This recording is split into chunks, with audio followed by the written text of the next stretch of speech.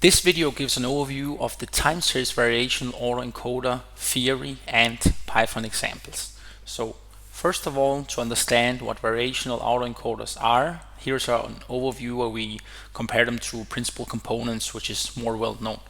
So basically with principal components, we usually have our data and then we apply some matrix to transform this data into a set of factors that all have unit variance and are uncorrelated and then ordered according to how much of the variation they explain in the data. So if we then want to come back to our data again, then we just take this transformation matrix W, invert it, and then multiply it by the factors, and then we arrive at our data again. So here I use a bar to indicate that the data has been demeaned, but of course it's very easy for us just to add the mean again afterwards. So that's why that PCA is usually applied in this way, and then often to the correlation matrix, so that we have some scale effects that we remove them in this way. So basically principal components, they do a linear transformation of the raw data into a new space where all the factors are uncorrelated, have unit variance, and some specific ordering. So this is something that you can read in any reference about principal component analysis. Then we come to autoencoders. And basically you can see autoencoders as a nonlinear version of principal components, but there are no requirements that the factors have unit variance, and there's no ordering about how much variation they explain in the data. It can be different from the principal components ordering here. So here we have a function that we call f, and this is called the encoder. And then afterwards we have a function called g, which is called the decoder. So basically first we take the data, we transform it into some factors that usually have a lower dimension than our original data, and then we can apply this decoder to then come back to our data, and here write data tilde, because if we use fewer factors than we actually have time series, then there will be some reconstruction loss, and this is actually what we are trying to minimize when we do these autoencoders. The functions here, f and g, are usually neural networks, and they can be however deep you want, and so that's usually how you talk about autoencoders. A comment is also about this PCA. Of course, you can also decide to use fewer factors than all of them, and this is usually what is done in practice. And then, of course, there will also be some reconstruction loss for this data that you have here. So it's not different from this concept that you are probably familiar with. All right, and now we come to these variational autoencoders. So basically variational autoencoders, they have a variational encoder which again is a function, but then instead of mapping the data to factors in a deterministic way, it tries to reduce the factors to a distribution, which is usually the normal distribution with some mean vector mu and some diagonal covariance matrix in this case. So basically, instead of having factor points that are one-to-one in a deterministic way, variational autoencoders, they give us factor distributions instead. And of course here we have a lot of talk about the normal distribution not being suitable for, let's say, investment market modeling and things like this. But the important point for us is to remember that this is just something that generates the fundamental uncertainty in the model. So basically, after we have some normally simulated samples from this distribution that we have reduced the factors to, we can feed it through the decoder, which can be very complex, and then allow us to capture all the nuances that are in the data. So, so please don't be too worried about this normal distribution, because it's just for us to have some stochasticity in the model. So The good thing about these variation autoencoders is that they actually allow us to sample new data that resembles the properties that we have in the historical observations. Because once we have estimated the variational encoder and decoder, then we can sample from this normal distribution and then generate new paths by feeding these samples through the decoder.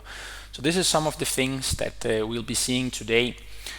Another very good application of variational autoencoders that we see used frequently and appreciated a lot is the ability for us to impute missing data.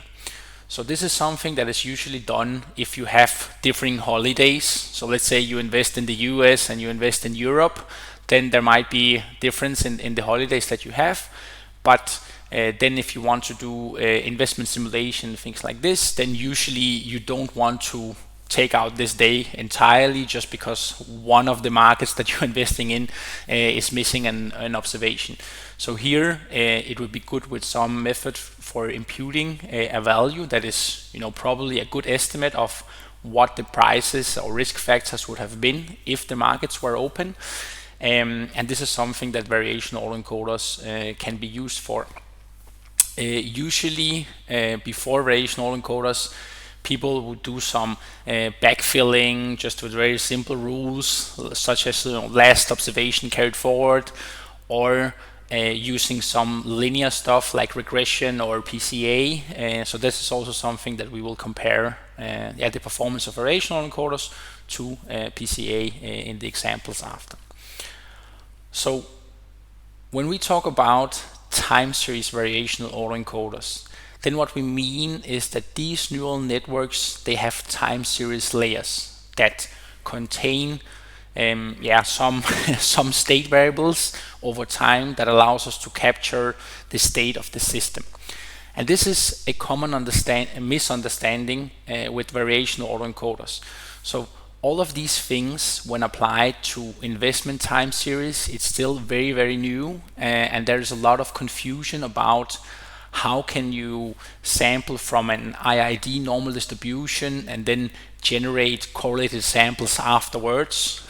but it's the same principle as when you have, let's say, an autoregressive model of order 1, then you sample some IID residuals and then you generate something which is clearly correlated over time.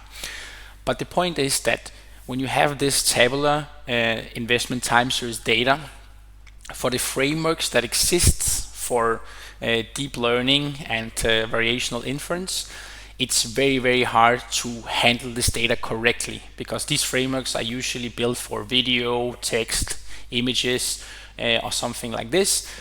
So basically, most people, when they try to use variational autoencoders to investment time series just in a naive way, then they get bad performance. So basically, if you find something online with handwritten digits that you can try to generate something like this, it's not going to work for investment time series. And this is usually why many people, they just give up and say, oh, this doesn't work because we are not able to get this correlation over time.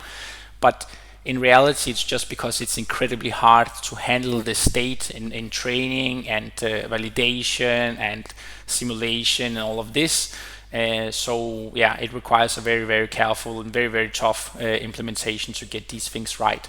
And if you just one small part of the system, if you get that wrong, then none of it will will give you good results. So that's why variational autoencoders are still not that explored in investment applications, although they are very powerful, both for simulation and imputation. All right.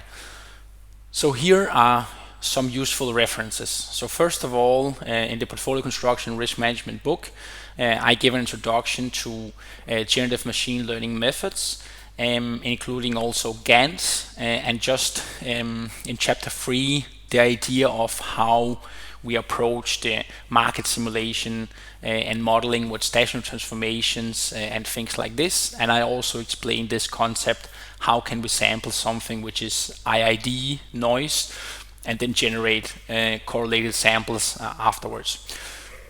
If you want to read the original article about variational autoencoders, then you can find it here. It's called Autoencoding Variational Base. And here you can read all the theory of how you estimate these variational autoencoders. And there's a penalty, which is the scale divergence, which of course we also know as the relative entropy and are very familiar with from the entropy pooling method. And then for this missing data imputation, then the reference that we use is this one, and it's also the way that we use PCA to compare the performance. It's similar to this article. So you can find everything there. For the big overview, look in the portfolio construction risk management book. All right, so now we go to the Python code. And here you can see that we have these examples for the investment simulation module. So if you navigate to that folder, then we have 5 examples that we'll be going through today, so that's quite a lot.